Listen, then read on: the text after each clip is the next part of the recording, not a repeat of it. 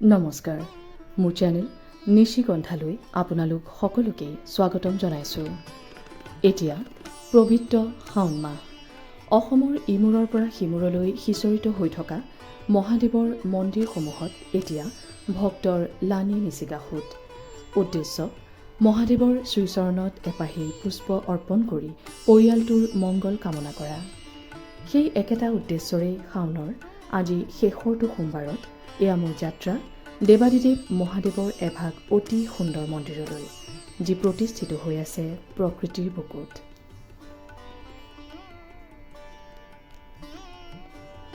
যিমানেই কংক্ৰিটৰ মহানগৰীৰ ভিৰ আৰু ব্যস্ততা ফালি মই মোৰ নিৰ্দিষ্ট গন্তব্য স্থানৰ ফালে আগুৱাই গৈছোঁ, সিমানেই যেন প্ৰকৃতিয়ে দুবাহু মেলি মোক স্বাগতম জনাইছে।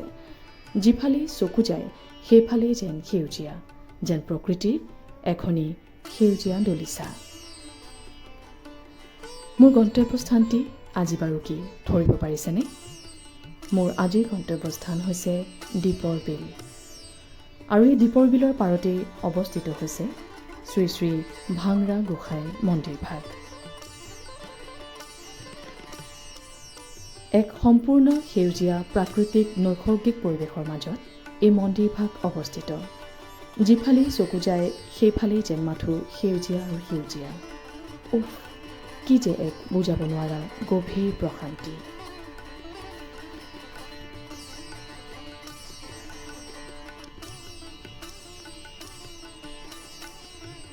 এফালে দীপৰ বিলৰ সৌন্দৰ্য আৰু আনফালে তাৰ পাৰতেই দেৱাদিদেৱ মহাদেৱৰ আৰাধনা। এই মন্দিৰভাগ এভাগ অতি জাগ্ৰত মন্দিৰ। শাৰী শাৰীকৈ সজাই থোৱা এই ত্ৰিশূলসমূহ দেখিছেনে? এইসমূহ হৈছে ভক্তসকলে নিজৰ মনৰ কামনা পূৰ হোৱাৰ পিছত দেৱাদিদেৱ মহাদেৱৰ শ্ৰীচৰণত অৰ্পণ কৰা ত্ৰিশূল।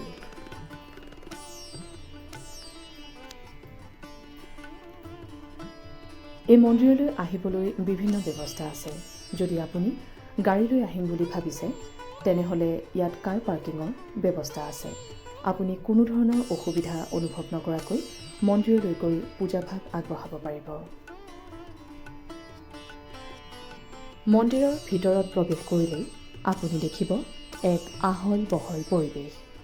মন্দিৰৰ ভিতৰত খোৱা পানী আৰু বিজুলীৰ সুব্যৱস্থা কৰা হৈছে।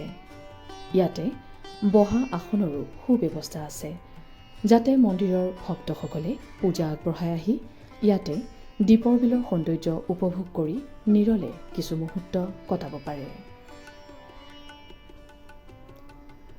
মূল মন্দিৰৰ দুয়োফালে দুজনা ভগৱান গণেশ আৰু হনুমান বাবাক প্ৰতিষ্ঠা কৰা আছে।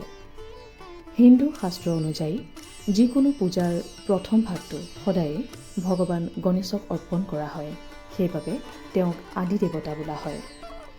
সেইকাৰণে ভগৱান দুয়োজনকে শ্ৰীচৰণত প্ৰণাম জনাই ভক্তসকলে মূল মন্দিৰ ভাগলৈ প্ৰৱেশ কৰে।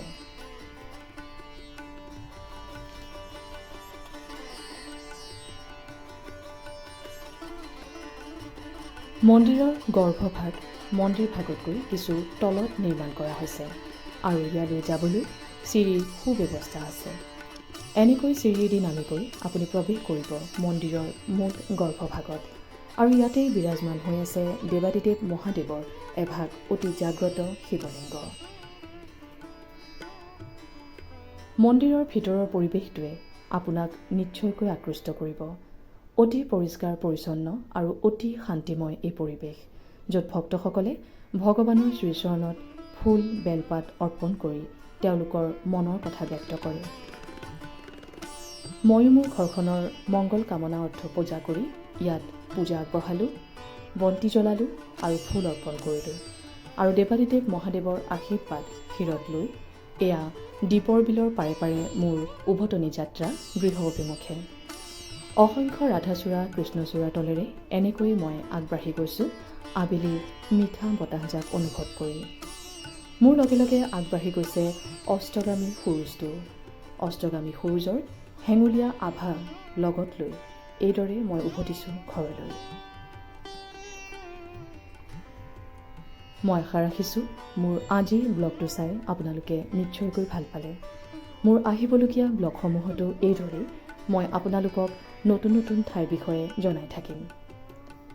আজিলৈ এইখিনিতেই আপোনালোকৰ পৰা বিদায় মাগিছোঁ। পুনৰ লগ পাম অতি সোনকালে। নমস্কাৰ।